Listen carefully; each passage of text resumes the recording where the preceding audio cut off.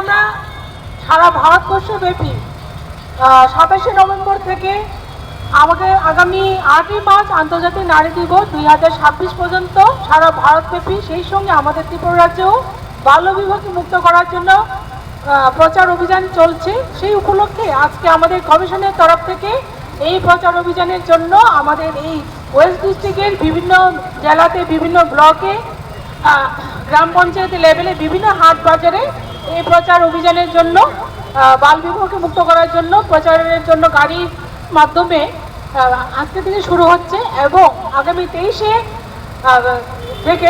March থেকে এবং 23শে ফেব্রুয়ারি থেকে বিভিন্ন জায়গাতে পথনাটক প্রদর্শিত হবে। শিশুদের অধিকার এবং বাল্যবিবাহ বিষয়ক বিভিন্ন পথনাটিকা প্রদর্শিত হবে। সেটা বিভিন্ন টি গার্ডেন, ঈদ বাটাগুলোতে, বিশেষ করে যেখানে জনসমাগম হবে সেখানেই বিভিন্ন পথনাটিকার মাধ্যমে প্রদর্শিত হবে বাল্যবিবাহ থেকে কিভাবে মুক্ত করা যায় আমাদের ত্রিপুরা রাজ্য থেকে।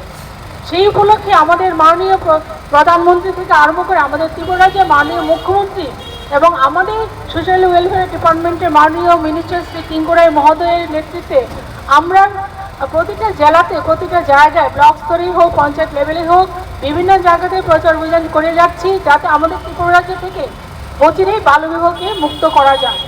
এবং আপনারা যারা মিডিয়া বাইরে এখানে আজকে উপস্থিত হয়েছেন, আবারও আপনাদেরকে অনেক অনেক ধন্যবাদ জানিয়ে আমার ছোট্ট বক্তব্য এখানে শেষ করছি।